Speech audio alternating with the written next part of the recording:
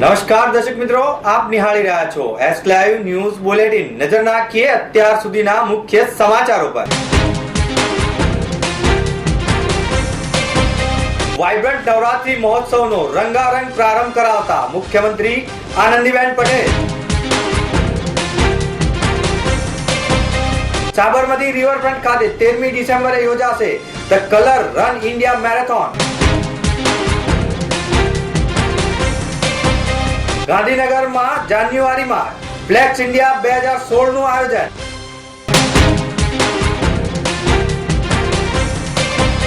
ત્રણેય લાજવંતીના પ્રમોશન અર્થે સિદ્ધ મકરે અમદાવાદની મુલાકાતે।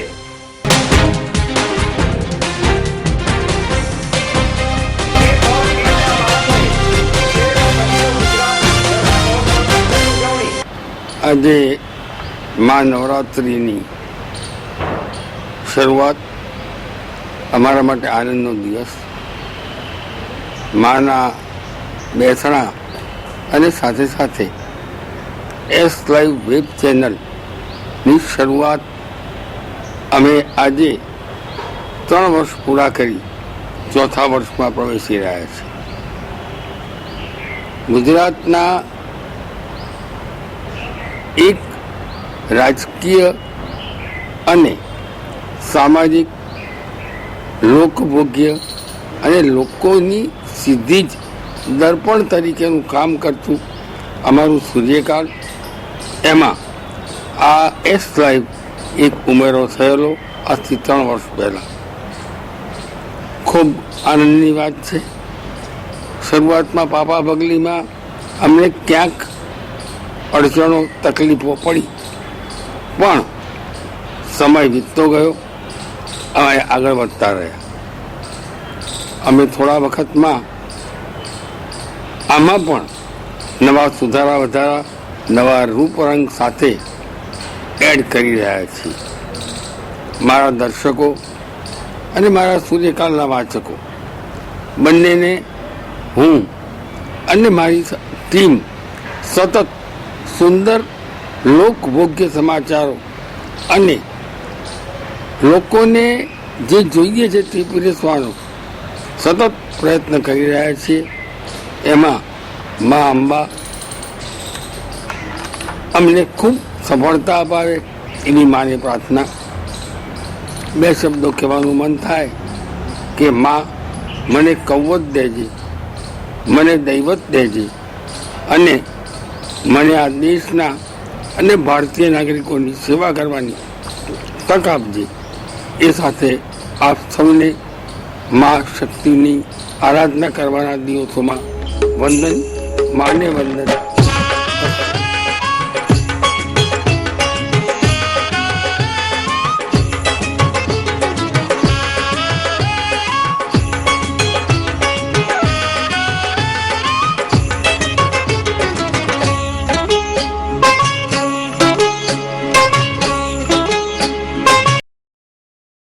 મુખ્યમંત્રી આનંદીબેન પટેલે અમદાવાદના જીએમડીસી ગ્રાઉન્ડમાં હજારો ગરબા પ્રેમીઓની વિશાળ ઉપસ્થિતિમાં વાઇબ્રન્ટ નવરાત્રી મહોત્સવ 2015 નો પ્રારંભ કરાવ્યો હતો। આ પ્રસંગે ઇટાલીના ભારત સ્થિત રાજદૂત એન્ઝોન જીઓલી, આરબ લીગના મિશન ઇન્ચાર્જ ડોક્ટર માઝી અલ મોસદી, શ્રીલંકાના 3rd સેક્રેટરી વી રેન્સિકા બાંદ્રા, કાઉન્સિલ જનરલ સરોજા શિરીષ ખાસ ઉપસ્થિત રહ્યા હતા। આનંદીબેને કહ્યું કે ગુજરાતનો આ વિશ્વનો સૌથી લાંબો નૃત્ય શક્તિનો, ભક્તિ સાથેનો, સાહસિક રમતો અને સ્થાનિક હસ્તકલાકારીગરોની રોજગારીને આર્થિક શક્તિનો ઉત્સવ બની ગયો છે।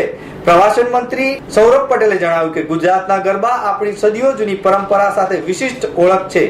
ગુજરાતની આ ઓળખ વિશ્વ ફલક પર વિકસે તે માટે આપણા તત્કાલીન મુખ્યમંત્રી નરેન્દ્ર મોદીએ વિશેષ પ્રયાસો કર્યા હતા અને રાજ્યના મુખ્યમંત્રી આનંદીબેન પટેલે આ પ્રયાસોને ગતિશીલ બનાવ્યા છે। તેના પગલે ગુજરાતના ગરબા સમગ્ર વિશ્વમાં એક આગવા મહોત્સવ તરીકે પ્રસ્થાપિત થયા છે। આ પ્રસંગે મંત્રી મંગુભાઈ પટેલ, બાબુભાઈ બોકીરિયા, નાનુભાઈ વાકાણી, પ્રદીપસિંહ જાડેજા, વસુબેન ત્રિવેદી, ગોવિંદ પટેલ, જયેશભાઈ રાદડિયા, મેયર મીનાક્ષી પટેલ, ગુજરાત પ્રવાસન નિગમના ચેરમેન કમલેશ પટેલ, મુખ્ય સચિવ GR અરોલિયા, ગુજરાત નવરાત્રી ફેસ્ટિવલ સોસાયટીના પ્રમુખ પરિમલભાઈ નથવાણી, અમદાવાદના ગરબા પ્રેમીઓ મોટી સંખ્યામાં ઉપસ્થિત રહ્યા હતા। હૃદય રોગની બીમારીથી પીડાતા દેશના લાખો બાળકોના જીવનમાં ખુશીનો રંગ ભરવા માટે એટલે કે આ બાળકોને સારામાં સારી એવા એડવાન્સ ટ્રીટમેન્ટ આપવા માટે ફંડ એકઠું કરવા અને કાર્ડિયાક ડિસીઝને અંગે જાગૃતિ લાવવાના શુભ આશયથી ભારતમાં પ્રથમવાર અમદાવાદ ખાતે યોજાવા જઈ રહી છે ધ કલર રન નામની 5 કિલોમીટરની મેરેથોન દોડ. The colour run India 5K મેરેથોનની આ પ્રથમ એન્યુઅલ એડિશન દેશની જાણીતી event management company red carpet concept દ્વારા યોજવામાં આવી રહી છે. આ the colour run pack marathon આગામી 13મી ડિસેમ્બરે અમદાવાદના સાબરમતી રિવરફ્રન્ટ ખાતે યોજાશે.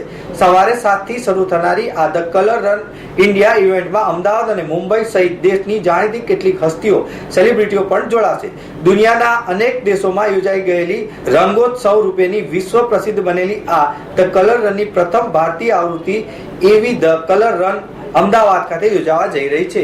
ત્યારે આ ઇવેન્ટમાં red carpet concept charity partner તરીકે ધ માતૃભૂમિ સેવા ટ્રસ્ટ અને હોસ્પિટલ પાર્ટનર તરીકે અમદાવાદની જાણીતી ઝાયડસ હોસ્પિટલ પણ જોડાવાની છે. મહત્વનું એ છે કે આ મેરેથોન દોડ ઇવેન્ટ માટે કોઈ પણ વ્યક્તિ કે સંસ્થા દાન કરવા માંગે તો તેને આપેલી દાનની રકમ ઇન્કમ ટેક્સમાં 80G હેઠળ કરમુક્ત મળશે. આ કલર રન મેરેથોન દોડમાં અંદાજે 10,000 જેટલા લોકો ભાગ લે તેવી સંભાવનાઓ છે. ડૉક્ટર સુરેશ ખાનની intervention senior cardiologist Zydus hospital Ahmedabad સાથે છું.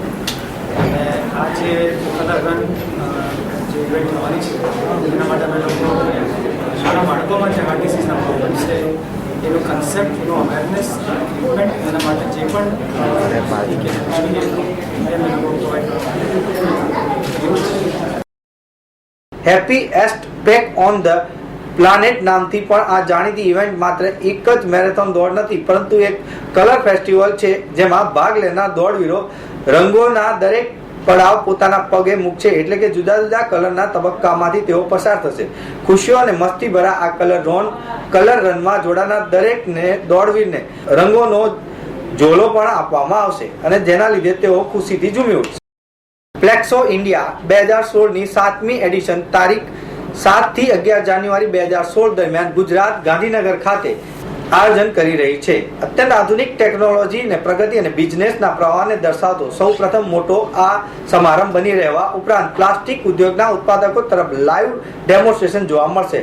સમજૂતીના કરારોની તક મળે કારણ કે 500 થી વધુ એક્ઝિબિટર્સ અને 50,000 થી વધુ મુલાકાતીઓ પરામર્શ ઉપરાંત 2500 ચોરસ મીટરથી વધુ વિસ્તારમાં બિઝનેસ નેટવર્કિંગ અને શ્રેષ્ઠ પ્રણાલીઓના આદાન પ્રદાન માટે એકત્ર થશે. ભારતનું પ્લાસ્ટિક પ્રોસેસિંગ સેક્ટર 55,000 થી વધુ એકમો ધરાવે છે અને અંદાજે 36 લાખ લોકોને રોજગારી આપે છે. ત્યારે 5 દિવસના આ સમારોહમાં ઉદ્યોગ માટે ખૂબ જ આકર્ષક તકો પૂરી પડાશે. એકલા ગુજરાતમાં જ પ્લાસ્ટિકના ઘણા બધા એકમો આવેલા છે. GSPMA ના પ્રેસિડેન્ટ નીતિન શાહે જણાવ્યું કે આંકડાઓ પરથી એવું ફલિત થાય છે કે ગુજરાતનો પ્લાસ્ટિક ઉદ્યોગ વાર્ષિક 12% દરથી વિકસી રહ્યો છે. તે દેશની પ્લાસ્ટિકની નિકાસને આશરે 15% હિસ્સો ધરાવે છે. ગુજરાતમાં પણ પ્લાસ્ટિક મશીનના ઉત્પાદનોની સંખ્યા મોટી સંખ્યામાં ધરાવતું રાજ્ય ગણવામાં આવે છે. આઝાદી પહેલાના પંજાબી પુરુષના રોલને ભજવવામાં ઘણી મહેનત કરવી પડે છે તેમ અભિનેતા સિદ્દીક મક્કરે કહ્યું. ઝી ટીવી ઉપર જાણીતા લેખક રાજેન્દ્રસિંહ બેદીની નોવેલ પર આધારિત અને તેની પૌત્રી ઇલા બેદી દત્તાની રાજેન્દ્રસિંહ બેદી દ્વારા રચિત લાજવંતી સિરિયલ પ્રસારિત થઈ રહી છે. તેના મુખ્ય કલાકાર સિદ્દીક મક્કર પ્રમોશન અર્થે અમદાવાદ આવ્યા હતા. સિદ્દીકે સીધી વાતચીતમાં જણાવ્યું કે આ શોની કહાની અદ્ભુત છે.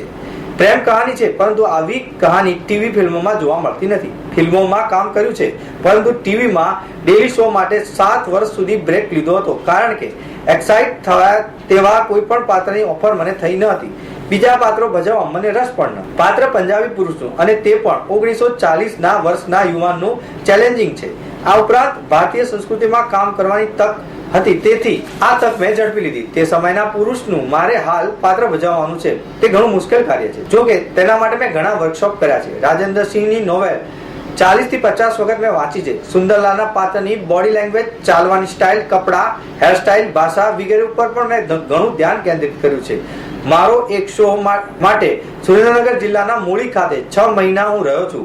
વાંકાનેર, લીંબડી, ધાંગધ્રા વગેરે પેલેસોમાં શૂટિંગ થયું છે. થોડું ગુજરાતી શીખ્યો છું. ગુજરાતી ખાવાનું કદી ન ભૂલી શકાય. નવરાત્રીમાં હું ખૂબ જ દાંડિયા રાસ રમ્યો છું. મારી ગર્લફ્રેન્ડ પંજાબી ગુજરાતી હતી, તેથી જ નવરાત્રીમાં તેની સાથે ગરબે ઝૂમવાનો મને મોકો પણ મળતો હતો. અમદાવાદના ગોતા ખાતે આવેલા બાળકોની પ્લે સ્કૂલ K4 કિડ્સ ના બાળકોએ છેલ છબીલો ગુજરાતી ગરબા મહોત્સવની ઉજવણી ભારે હર્ષ ઉલ્લાસ વચ્ચે કરી હતી, જેમાં પ્લે સ્કૂલના જુનિયર અને સિનિયર કેજી ના બાળકોએ સંપૂર્ણ ગુજરાતી પરંપરા મુજબના ચણિયાચોળી, કેડિયું પછી દાંડિયા સાથે લઈને વિવિધ ગરબાઓ ઉપર પોતાનું પરફોર્મન્સ આપ્યું હતું. ત્યાં 150 સ્ટુડન્ટ્સ છે. 150 to 160 સ્ટુડન્ટ્સ બધા જ આજે એક સાથે પરફોર્મન્સ આપવાના છે. સ્ટેજ શો છે. ક્લાસ વાઇઝ દરેક અલગ અલગ ગરબા છે અને આજના કોઈ ફિલ્મી સોંગ્સ કરતાં જે આપણે જૂના જમાનામાં માતાજીના ગરબા ગાતા હતા, ખેલ ખેલરે ભવાનીમાં ટ્રેડિશનલ ઘોડો ખૂંદતા હતા, એ જ ઘોડો આજે મારા સિનિયર કેજીના 4 વર્ષના છોકરાઓ ખૂંદવાના છે. બાળકોના વાલીઓએ તેમને તૈયાર કરવામાં ખાસી એવી જહેમત પણ ઉઠાવી હતી. તો બીજી તરફ K4 કિડના સંચાલક હેતલ મહેતા અને આંચલ મહેતા સહિતના અન્ય શિક્ષક ગણે નાના બાળકોને વિવિધ ગરબાઓ માટે તૈયાર કર્યા હતા. આ સંસ્થા બાળકોને શિક્ષણ અત્યંત આધુનિકતાનું મળી રહે તે માટે ખાસ સતર્ક છે. તેઓ અમેરિકન પ્રાઇમરી સ્કૂલમાં જે રીતે શિક્ષણ આપવામાં આવે છે તે રીતનું શિક્ષણ આપવાનો અહીં પણ પ્રયાસ કરી રહ્યા છે. સાથે સાથે ભારતીય સંસ્કૃતિ પણ બાળકો ભૂલે નહીં તે માટે પણ ખાસું એવું ધ્યાન આપે છે. બાળકોને ગરબા તેમજ વિવિધ ઉત્સવની ઉજવણી કેવી રીતે કરવી તેનો પણ તેઓ ખ્યાલ આપે છે. સાથે સાથે અહીંયા જન્માષ્ટમી તેમજ અન્ય ઉત્સવો પણ ઉજવણી કરવામાં આવે છે. પાર્ટી પ્લોટમાં ખાસ યોજાયેલા બાળકો માટેના આ ગરબા જોઈને વાલીઓ ખૂબ જ આનંદ વિભોર થયા હતા અને તેમના માટે એક ખાસ સમારોહ પણ બની રહ્યો છે.